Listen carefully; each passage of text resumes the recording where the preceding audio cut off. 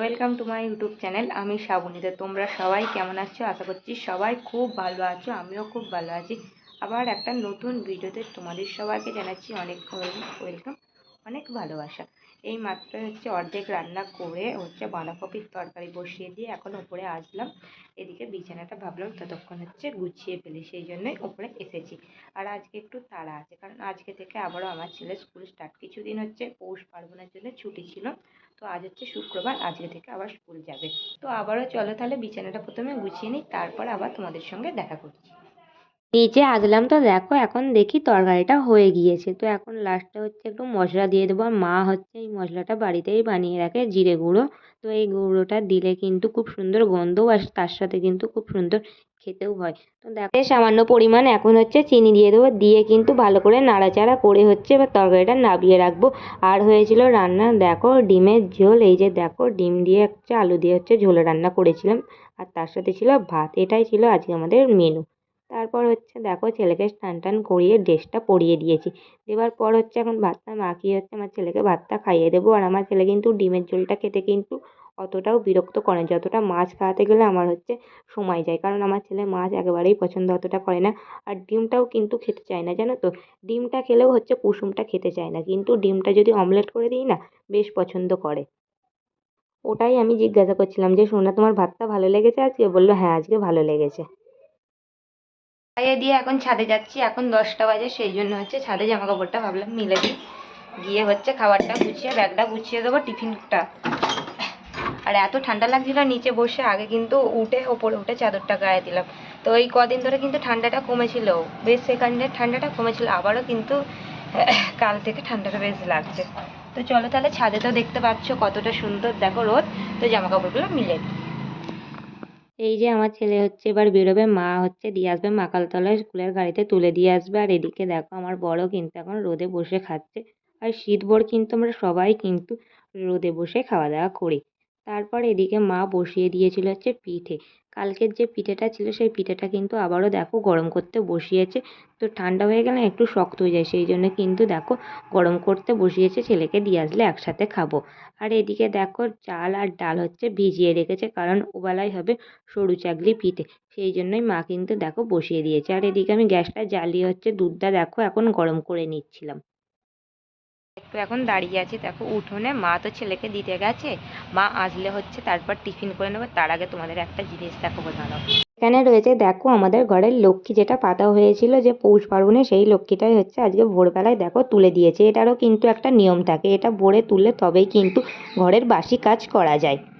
এখন গুড় ঢেলে নিচ্ছিলাম বাটিতে, মায়ের জন্য আর আমার জন্য, কারণ পিঠে খাবো। আর পিঠে কিন্তু বাসি না খাওয়া হলে যেন কেমন লাগে, জানো তো।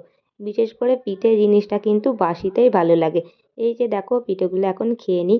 তারপর চাল আর ডাল একসাথে কিন্তু মা দেখো মিক্সিতে এখনই পেস্ট করে নিল। নেওয়ার পর কিন্তু এখন দেখো ভালো করে ফেটিয়ে রেখে দিচ্ছে। এখন কিন্তু হবে না, হবে সেই রাতের সময়। তো কিন্তু মা একটু কাজটা এগিয়ে রাখলো। কিছুদিন আগেই আমি দেখো রং দিয়ে আলপনা দিয়েছিলাম, কিন্তু এই দালানের মাঝখানে ফুলটা করা হয় না, সেই জন্য আজকে করে নিচ্ছিলাম, কারণ ছেলে স্কুলে গেছে সেই কারণে। তো প্রথমে দেখো পেন্সিল দিয়ে এঁকে নিলাম, তারপরে দেখো রং তুলির সাহায্য কিন্তু এঁকেছি।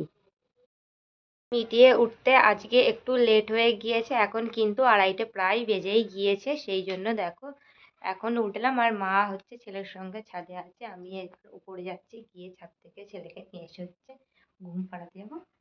আর তার সঙ্গে করে কিন্তু আমিও একটু ঘুমাবো। তো আমরা ঘুম থেকে উঠে পড়েছি। আর এই যে দেখো আমার ছেলেকে নিচে নিয়ে যাবো, সোয়েটারটা নিচে আছে, গিয়ে নিচে পরিয়ে দেবো। আর আজকে ঘুম থেকে উঠলাম, কি ঠান্ডা লাগছে।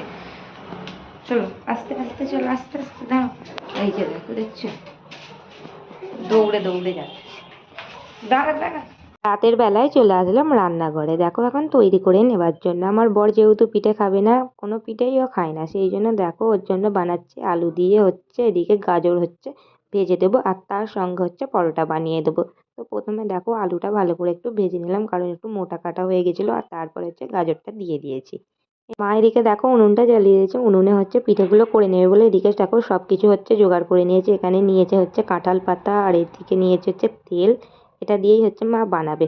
লাস্ট পর্যন্ত কিন্তু উনুনে আর বানানো যায়নি, তারপর দেখো গ্যাসেই মা বানিয়ে নিয়েছিল।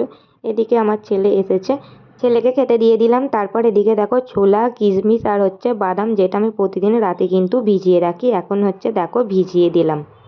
সব পিঠে হয়ে গেছে, দেখো এটাই ছিল লাস্ট পিঠে। আর মা কিন্তু খুব সুন্দর পিঠে বানায়, দেখো একটু এদিকেও পড়ে নে, ওদিকেও কিন্তু একটুও পুড়ে যায়নি, খুব সুন্দর একদম সাদা সাদা। দেখো মা কিন্তু পিঠে বানিয়েছে, আর শীত মানেই কিন্তু পিঠে, আর মা কিন্তু সব রকম পিঠেই কিন্তু খুব সুন্দর করে বানায়। এখন হচ্ছে আমাদের দেখো পিঠে বানানো হয়ে গিয়েছে, এবার কিন্তু সব গুছিয়ে হচ্ছে রান্নাঘর থেকে ঘরে নিয়ে চলে যাবো, তারপর হচ্ছে রাতের খাবার খেয়ে নেবো। আর এদিকে আমার বরের খাবারটাও প্রথমে দিয়ে আসি হচ্ছে ওপরে। খাবারটা দিতে এসে তারপর ভাবলাম যে বিছানাটা একেবারে গুছিয়ে ফেলি, তো সেই জন্য দেখো বিছানাটা গুছিয়ে নিই, যেহেতু আমার ছেলে নিচে এখন আছে, তো সেই জন্য বিছানাটা গুছিয়ে ফেলি। আর বিছানা গোছানোর কাজটা আমার কাছে সব থেকে মনে হয় যেন বেশি কষ্টকর কাজ রাতের দিকে মনে হয়, সেই জন্য আগে গুছিয়ে রাখলে না এসে তারপর একেবারে ঘুমিয়ে পড়বো, সেই জন্যই হচ্ছে গুছিয়ে নিচ্ছিলাম।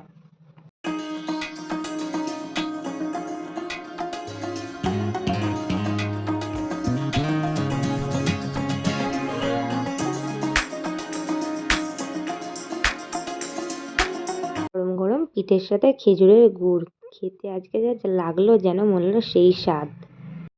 হচ্ছে ঘুমাতে যাচ্ছি, দেখো বিছানাটা তো গুছিয়ে রাখলাম দেখতেই পারলে। আর আমার ছেলে হচ্ছে এইখানে দেখো ড্রয়িং করতে বসেছে, ড্রয়িং করে নিচ্ছিল। আমরা এবার ঘুমাতে যাবো, সবাইকে জানাচ্ছি শুভরাত্রি, দেখা হচ্ছে তোমাদের সঙ্গে আবারও একটা নেক্সট ব্লগে। সবাই ভালো থেকো, সুস্থ থেকো।